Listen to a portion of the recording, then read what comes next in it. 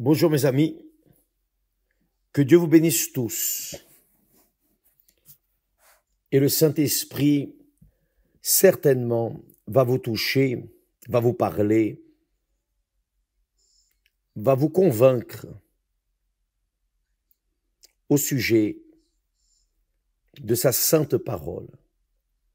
Non de ma parole, mais de la parole de Dieu. Et lorsqu'il convainc, c'est fini. Vous êtes convaincus et vous acceptez, vous vous soumettez et votre vie change.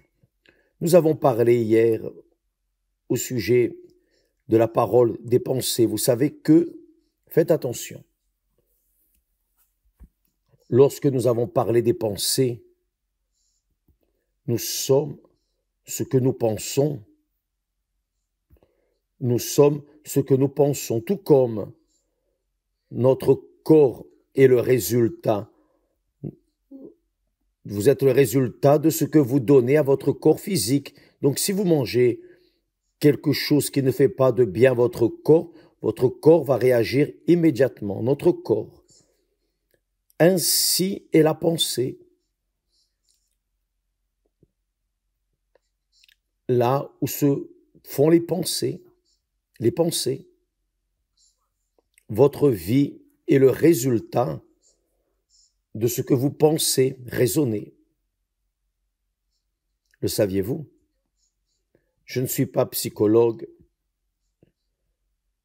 je ne suis pas psycho quelque chose, rien de tout cela. Tout ce que je sais, c'est que la parole a du pouvoir. La parole a du pouvoir pour donner la vie et la parole a du pouvoir pour donner la mort, apporter la mort. Cela dépend de la parole. La parole du diable mène les personnes au doute, aux peurs, à l'anxiété, la préoccupation. La parole du diable est la parole de doute qui effraie, qui crée une terreur dans la pensée des personnes. La parole de Dieu est ce qui apporte la paix, la vie, la joie, l'espérance, la foi. La foi, c'est la parole de Dieu, c'est écouter la parole de Dieu qui fait la personne avoir la foi. Plus vous écoutez la parole de Dieu, plus vous lisez les saintes écritures, plus de foi vous aurez. Moins vous lisez la parole de Dieu, moins vous y méditez, moins de foi vous aurez. Évidemment, si vous avez moins de foi, le diable sait que vous avez les conditions d'être, comment dit-on, rempli avec le reste de doute. Et un peu de doute annule la foi. Donc, c'est vous qui décidez cela. Ce n'est pas Dieu, c'est vous qui décidez. Si vous écoutez la parole de Dieu, vous aurez la foi pour croire dans ce qu'il a dit et exécuter, pratiquer ce qu'il a dit. Mais si vous écoutez la voix du diable, la parole du diable, alors vous aurez des doutes, des peurs, des préoccupations, vous serez anxieux, effrayé, terrorisé, c'est cela même, à cause de la pensée du diable. C'est cela. Vous, moi, chacun de nous doit décider, bien sûr, la parole que nous allons écouter. Donc, nous voulons que vous sachiez que lorsque nous recevons le baptême du Saint-Esprit, nous commençons à avoir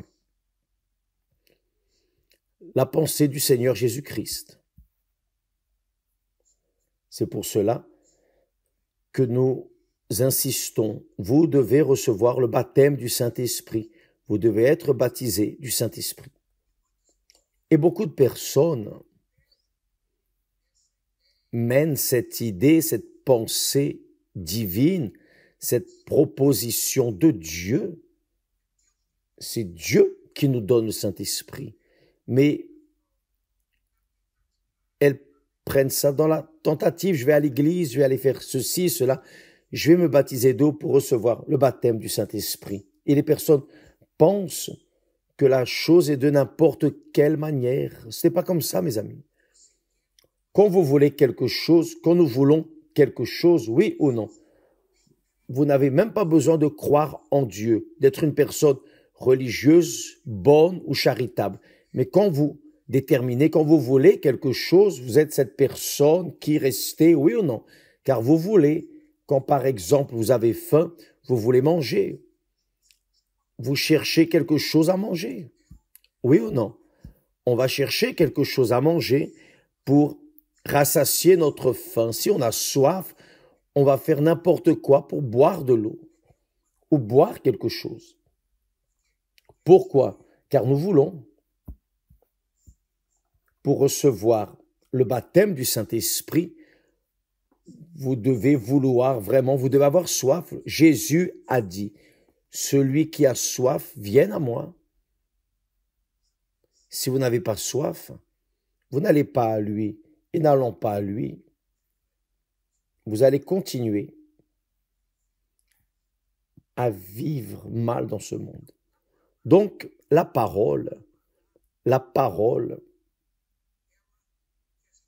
que nous recevons apporte la vie ou la mort. La parole que nous vous amenons, que nous essayons de vous transmettre, c'est la parole de vie. Qui reçoit, qui croit, ce n'est pas ma parole, ce ne sont pas mes pensées, ce n'est pas mon intelligence, mais c'est la parole de Dieu, c'est l'intelligence de Dieu, la sagesse de Dieu. Et Dieu, gracieusement, gratuitement, donne sa parole à tous. Qui a des oreilles pour entendre, a dit le Seigneur Jésus, qui a des oreilles pour entendre, qui prête attention à mes paroles, qui accepte mes paroles, reçoit. Qui ne prête pas patience. Vous avez un enfant, un fils, une fille, et vous dites, vous dirigez votre enfant avec quoi? Avec la parole. Si votre fils ou fille obéit, ils sont heureux. Mais s'ils n'obéissent pas, alors ils vont cueillir les fruits de la désobéissance. N'est-ce pas ainsi? N'est-ce pas ainsi quand vous étiez enfant? N'est-ce pas ainsi avec moi également quand j'étais enfant? C'est la même chose. Dieu parle. Qui est sage, intelligent, qui raisonne, qui pense comme Dieu, prête attention à ses paroles et pratique.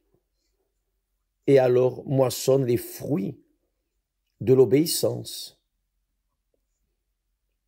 L'apôtre Paul, dirigé par le Saint-Esprit, a dit, car qui a connu la pensée du Seigneur pour l'instruire? Qui?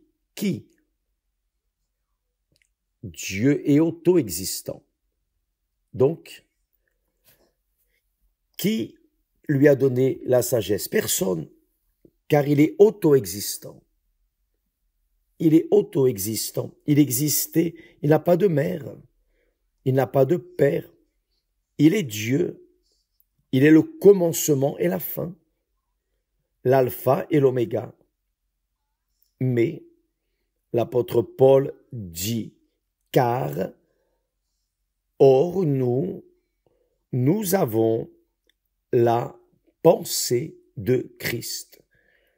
Qui a la pensée de Christ? Ceux qui ont été scellés, baptisés, tamponnés, marqués, choisis par le Seigneur Jésus pour recevoir le Saint-Esprit, qui ont été baptisés du Saint-Esprit. Mais évidemment, cela a un coût.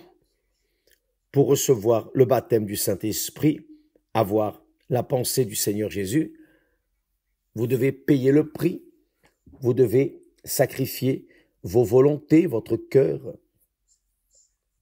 Vous devez sacrifier votre vie. Vous devez mourir pour ce monde, pour que Dieu puisse utiliser votre corps, votre pensée plutôt, pour que vous ayez sa pensée et puissiez faire les meilleurs choix pour votre vie. Et cela ne dépend que de vous. Cela ne dépend. Pour recevoir le baptême du Saint-Esprit, d'abord, c'est le protocole. D'abord, vous devez être baptisé d'eau. On a déjà parlé de cela la semaine dernière. Le baptême d'eau, c'est l'ensevelissement de notre jeu, de notre chair, notre volonté, notre cœur, de nos passions, de nos convoitises, rêves, de tout. Vous êtes ensevelis dans le baptême d'eau. Lorsque vous vous relevez, vous devenez une nouvelle créature. Tous ceux qui sont baptisés d'eau, malheureusement, en vérité, ne sont pas tous morts pour le monde, mais continuent avec la même nature. Pourquoi? Parce qu'avant que la personne soit baptisée d'eau, elle doit se repentir. Et la repentance n'est pas un sentiment. La repentance n'est pas un remords. La repentance, c'est une attitude. Vous décidez de laisser votre vie sous les soins du Seigneur. Vous laissez votre vie être gouvernée par la gouvernance du royaume de Dieu, qui est le Seigneur Jésus-Christ dans la personne du Saint-Esprit. Vous décidez, avant de baptiser dans les eaux, vous devez vous repentir. On va parler de la repentance les prochains jours, et nous allons mieux expliquer cela pour que vous sachiez pourquoi vous avez déjà été souvent baptisé et rien n'est arrivé. Vous êtes entré un pécheur sec et vous êtes sorti un pécheur mouillé.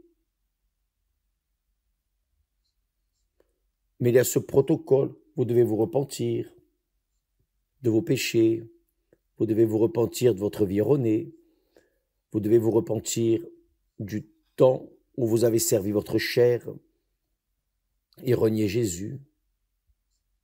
Vous devez vous repentir. Comment? Je décide de renoncer à ma vie, de mon futur, car mon futur, j'ai travaillé, lutté, et je m'enfonce chaque fois plus. Plus je bouge, plus je m'enfonce, comme les sables mouvants. Plus vous bougez, plus vite vous vous enfoncez. Et vous avez déjà fait de tout et vous continuez à vous enfoncer. Pourquoi? Car vous avez fait en accord avec votre pensée, vos pensées, pas en accord avec la pensée de Dieu. Donc, vous prenez l'attitude en accord avec votre volonté. Laissez-moi dire quelque chose de très important. Lorsque l'on traite des pensées de Dieu, qui sont dans sa parole, dans les saintes écritures, si vous appliquez les paroles de Dieu, ce n'est pas de l'homme, ce n'est pas de l'apôtre ou des apôtres, des prophètes, des rois, des patriarches, non. C'est la parole de Dieu. Tout comme Dieu nous utilise pour mener sa parole à vous, ainsi Dieu l'a fait avec ses apôtres du passé. Il a utilisé l'apôtre Paul pour mener sa parole aux personnes. Et Paul, qui était un homme très intelligent, formé, il avait une formation intellectuelle exemplaire, poussée, alors il a renié sa sagesse, il a renié ses pensées pour être utilisé à son propre bénéfice pour alors se soumettre aux pensées de Dieu. Et les pensées de Dieu, dans les pensées de Dieu, il dit, nous avons la pensée de Christ. Nous, il parle de ceux qui sont scellés, baptisés, choisis par Dieu et tamponnés. C'est cela. Quand la personne reçoit le baptême du Saint-Esprit, c'est comme si elle recevait le sceau sur le passeport avec le droit d'entrer dans le pays où elle va. Il y a des personnes qui restent dans la queue attendant des mois, parfois des années, pour être approuvées pour le visa pour entrer aux États-Unis. Très bien. Dieu nous tamponne, nous donne un visa, non pour entrer aux États-Unis, mais pour entrer dans le royaume de Dieu. Et quand la personne est scellée du Saint-Esprit, baptisée du Saint-Esprit, une autre manière de parler, alors, elle a sa vie, son être, son âme tamponnée avec la garantie d'entrer dans le royaume de Dieu. Quand la personne a ce tampon, elle est heureuse. Heureuse vraiment. Nous allons penser, nous allons utiliser la tête. On va penser pour pouvoir faire les meilleurs choix. Voyez ce que Dieu dit à travers son serviteur du passé, le psalmiste. Il dit, faites attention, Dieu a utilisé le psalmiste qui a dit, heureux, heureux,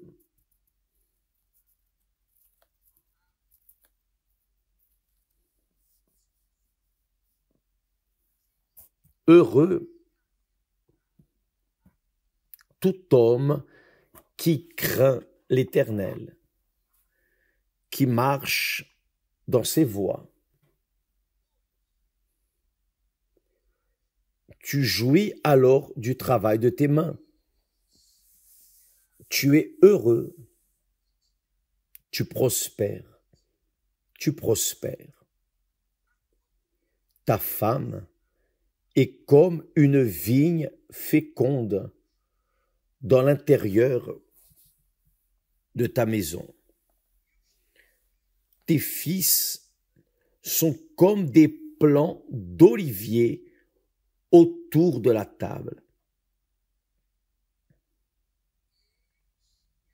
C'est ainsi qu'est béni l'homme qui craint l'Éternel. Donc, quel est le secret de la félicité? Les personnes qui ne pensent pas, les personnes qui ne raisonnent pas comme Dieu ou en accord avec Dieu, en accord avec la parole de Dieu, qui n'ont pas la pensée de Christ. Les personnes qui n'ont pas la pensée de Christ pensent ainsi, je vais faire une formation, je vais gagner beaucoup d'argent, je vais être heureux. Si l'argent et la richesse construisaient le bonheur, les riches ne se suicideraient pas. Oui ou non? Donc, mes amis, les personnes investissent dans ce qui est matériel, ce qui est physique. C'est l'argent, c'est le confort, c'est la garantie, par exemple, d'une vieillesse en paix, garantie d'un plan de santé, etc., etc. Donc, elles investissent leurs pensées en formation intellectuelle pour qu'à travers leur capacité intellectuelle, elles viennent à gagner de l'argent et alors être heureuses et acheter ce qu'elles veulent et vivre comme elles veulent et avoir tant de femmes, d'hommes, enfin, vivre une vie épanouie comme si cela pourrait satisfaire leur âme. Non. Cela peut satisfaire le corps, mais l'âme, non. L'âme continuera à souffrir avec la dépression parce que ce qui alimente l'âme, ce qui donne la vie à l'âme, ce qui apporte la félicité à notre âme, c'est la parole de Dieu.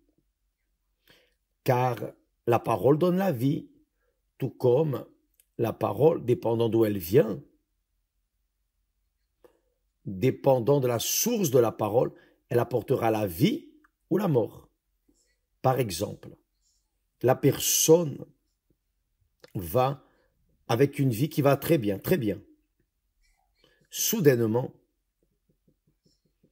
le partenaire, la partenaire, le mari, l'épouse, le trahit ou est mort, ou a perdu un enfant, un fils, une fille, enfin. La personne a perdu un être cher. Immédiatement, son âme entre en dépression. Dépression. Donc, qu'est-ce qui va aider une personne dépressive?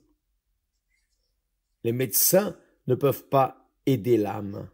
Les médecins aident le corps, prennent soin du corps. Mais l'âme, on ne peut pas l'aider. Comment va-t-on aider une âme? Avec des conseils, des paroles, de stimulation, ça peut aider pour un temps. Mais arrive le moment où la personne qui a été enseignée, aidée par une bonne parole, un bon conseil, mais c'est un bon conseil humain, c'est une parole qui ne vient pas de Dieu, mais qui vient de la science. Et là, la personne finit par abandonner de ce traitement. Elle prend des médicaments. Pourquoi? Pour neutraliser sa pensée, neutraliser son âme. Mais l'âme est là, elle souffre, elle ne sort pas de là. Tant que la personne est vivante, l'âme est dans le corps. Et on ne peut pas résoudre le problème si ce n'est que la personne écoute la parole de Dieu. Quand elle écoute la parole de Dieu, elle commence à soulager son âme. Car l'âme, mes amis, je vais parler bien proche de vous, l'âme ne s'alimente que de pensées, de paroles qui sortent de la bouche de Dieu. On ne peut pas résoudre le problème de votre âme sans écouter, sans prêter attention, sans méditer dans les saintes écritures. Car Dieu, mes amis, est parole. Dieu est parole. Dieu est la parole vivante. Et quand la parole de Dieu pénètre dans notre pensée, ce n'est pas dans le cœur, non, dans notre pensée, alors elle fait que notre esprit vient à être bien nourri et notre esprit alors guide notre âme vers les verts pâturages. Maintenant, si l'esprit est faible, bien sûr que l'âme sera faible, car elle voudra sentir, elle voudra chercher des sensations, des émotions. Donc, elle essaie de calmer la douleur de l'âme, de la dépression, de la perte d'une personne, d'un être cher, d'un mariage. Elle essaie avec des fêtes, des boissons, de la drogue. C'est pour cela que les personnes sont viciées. Pourquoi? Parce qu'elles veulent soulager la douleur de la dépression. Oui ou non? Vous avez perdu un être cher, quelque chose qui régnait dans votre cœur, une personne ou une chose. Et là, votre âme entre en dépression. Mais quand votre âme comprend l'Esprit de Dieu, la parole de Dieu, et obéit, alors elle reste tranquille, elle reste alimentée, elle reste en paix avec elle-même et par-dessus tout avec Dieu. Donc, quand ce psaume 128, le psalmiste dit « Heureux tout homme qui craint l'Éternel ». Et craindre Dieu ne veut pas dire avoir peur de Dieu. Ce n'est pas avoir peur. Non, Dieu est amour. Comment vais-je avoir peur de l'amour? Comment pouvez-vous avoir peur de l'amour? Tout le monde veut être aimé, oui ou non? Vous aimez être aimé et vous voulez aimer l'amour du mariage? Non.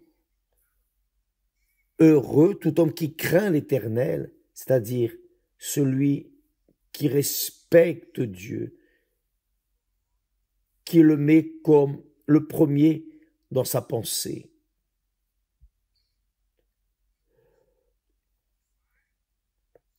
Il va alors conduire cette créature, cette pensée, cette âme, si on peut dire, vers les verts pâturages. Il y a la paix. C'est la première chose qui arrive. Lorsque l'on craint Dieu, la personne a la paix. Quand il n'y a pas de crainte envers Dieu, il n'y a pas de paix pour la personne. C'est cela. Quand la personne craint Dieu, elle fuit du mal, elle fuit du péché, elle fuit de l'erreur, elle fuit du désordre. Elle veut avoir sa vie en ordre, discipliné, tout fonctionnant à sa place. Elle veut avoir un mariage pour être tranquille, disons. Ce qui m'est arrivé. Je lisais beaucoup la Bible. Je lisais. Comme j'ai dit hier, j'ai lu toutes les saintes écritures et l'esprit de la parole de Dieu est entré en moi en me donnant la vision que ma vie n'allait pas dépendre de mes connaissances technologiques, de ma capacité, de mon intelligence. Non, ni de mon travail. Ma vie allait dépendre du fait d'obéir à la parole de Dieu.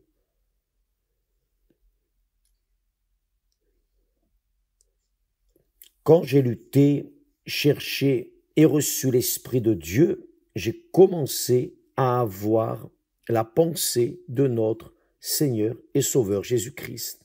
Et là, ma pensée, mon esprit m'a guidé, a guidé mon cœur pour former d'abord ma famille. Ça ne servait à rien d'avoir du succès professionnel si je n'avais pas le succès familial, car ma vie ni la vôtre ne dépend de votre succès professionnel, mais dépend de votre vie avec Dieu, la communion avec Dieu. Vous avez un engagement avec Dieu, un mariage, une alliance avec Dieu, alors vous aurez un mariage avec votre épouse, votre époux, vous aurez un mariage parfait. Les bras de la croix seront formés. Donc, je devais d'abord former ma croix, la relation moi et Dieu. Et alors, maintenant, j'avais besoin de la barre. Nous avons formé la barre verticale, la relation vous et Dieu. Après, viennent les bras de la croix, qui sont l'époux et l'épouse, l'épouse et l'époux. Donc la vie commence ainsi, la félicité commence ainsi. Vous pouvez avoir le monde à vos pieds. Mais si vous n'avez pas un mariage heureux, si vous n'avez pas un mariage structuré, vous serez malheureux. Comme c'est ce qui arrive dans ce monde. Pourquoi? Car c'est ainsi que Dieu a créé. Dieu a créé les cieux et la terre avant de créer l'homme et la femme. L'homme et son aide. Aide. Donc, avant de me former ou d'avoir une formation intellectuelle, professionnelle, j'ai travaillé dans la construction de cette croix. D'abord, ma relation avec Dieu, mon alliance avec Dieu. Ensuite, mon mariage. Et j'avais besoin de l'orientation du Saint-Esprit. J'avais besoin d'avoir la pensée du Seigneur Jésus pour voir la personne que Dieu avait choisie pour moi.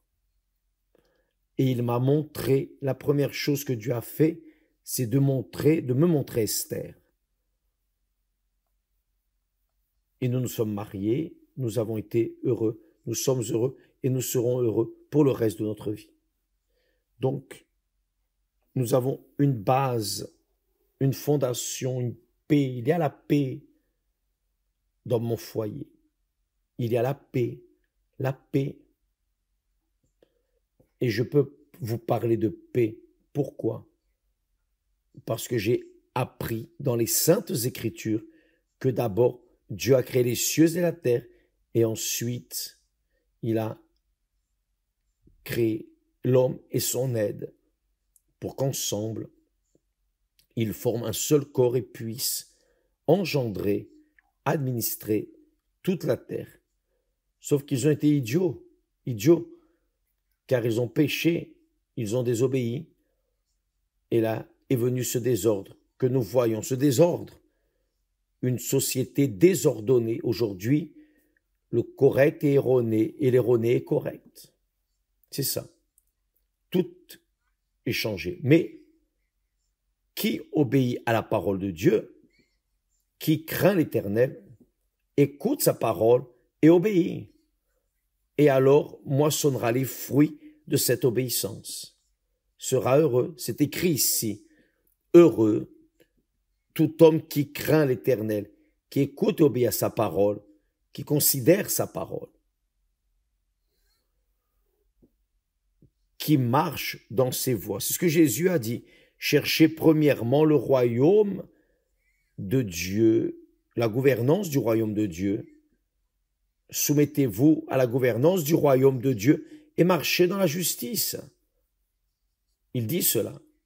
Il a dit, cherchez premièrement le royaume et la justice de Dieu, c'est-à-dire ce qui est correct, ce qui est ordonné, ce qui est ordonné.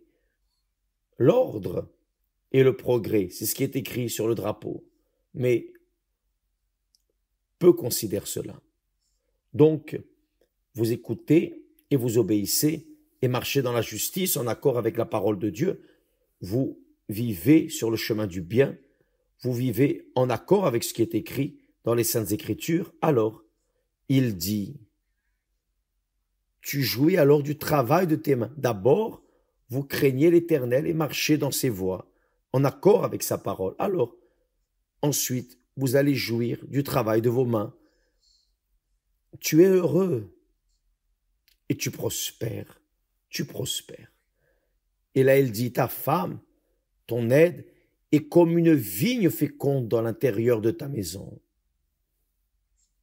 Tes fils sont comme des plants d'olivier autour de la table, grâce à Dieu. J'ai trop parlé. Et je devrais parler plus, beaucoup plus. Je ne sais pas si vous avez des oreilles et la patience pour écouter plus, mais je sais une chose. Ce que je vous donne chaque jour, c'est ce que Dieu me donne. C'est le meilleur que j'ai. C'est ma richesse, c'est mon trésor, que personne ne peut toucher, ni le diable, ni le monde, personne, ni la jalousie, ni la sorcellerie, personne ne peut enlever ça, car c'est Dieu qui me l'a donné. Et ce que Dieu nous donne, personne n'y touche, grâce à Dieu. Demain, nous parlerons plus à ce sujet. N'oubliez pas, mes amis, le bonheur dépend de votre tête, de vos pensées, de ce que vous pensez. Si vous pensez erroné, vous ne serez jamais heureux. Si vous pensez en accord avec le monde, vous ne serez jamais heureux. Si vous avez l'argent que ce monde donne, vous ne serez jamais heureux. Mais si vous pensez en accord avec Dieu, vous pouvez être sûr, vous serez heureux, indépendamment des circonstances. Que Dieu vous bénisse et à demain. Au nom de Jésus. Ah, je voulais dire, aujourd'hui, jeudi, nous avons une réunion spéciale pour la construction de la famille. Prière pour la famille, instruction pour l'établissement de votre famille, car votre famille est la base de votre vie. Et cela doit être fait en accord avec les fondements de la parole de Dieu. À demain, que Dieu vous bénisse au nom du Seigneur Jésus. Amen.